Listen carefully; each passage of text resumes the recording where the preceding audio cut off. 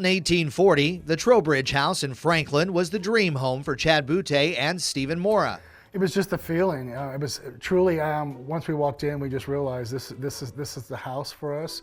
You know this is your home forever and you have to have it. There was this incredible sense of just peace and tranquility, and the space was fantastic for us as well. What they didn't know was neighbors and those who grew up in Franklin thought there were ghosts living there too.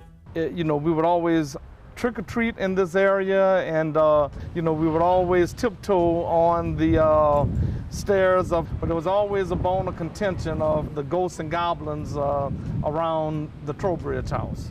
We thought it was funny because we didn't feel anything in here, and we thought, oh God, this is, tales and legends, and it's got to be fake because we don't feel any of it. And then we started having some experiences, and they've just gotten bigger and bigger and bigger, and now we're seeing stuff, we're hearing stuff, and we feel it all the time.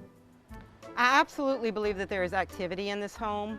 It's a lot of positive energy. It seems like a lot of really love, kindness, and so I don't think there's anything negative in this home at all.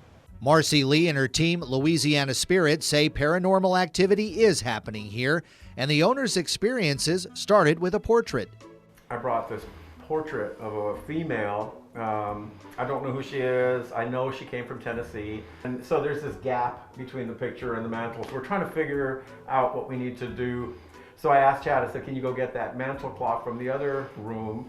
Now the clocks that we have are antique. They haven't worked for years. They've never worked. All of a sudden, that clock starts ticking, and it's like a heartbeat. So it's tick, tick, tick, tick, tick, tick. And all of a sudden, this clock starts chiming. I was like, well, what's going on? He says, do you think we're having our first experience? I said, we're having our first experience.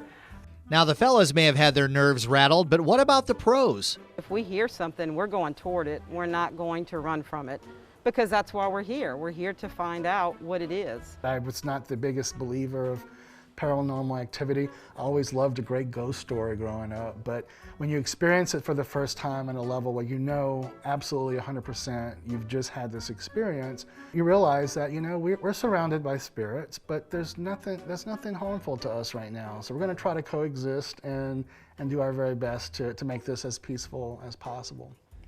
For Acadiana's News Channel, I'm Dave Baker.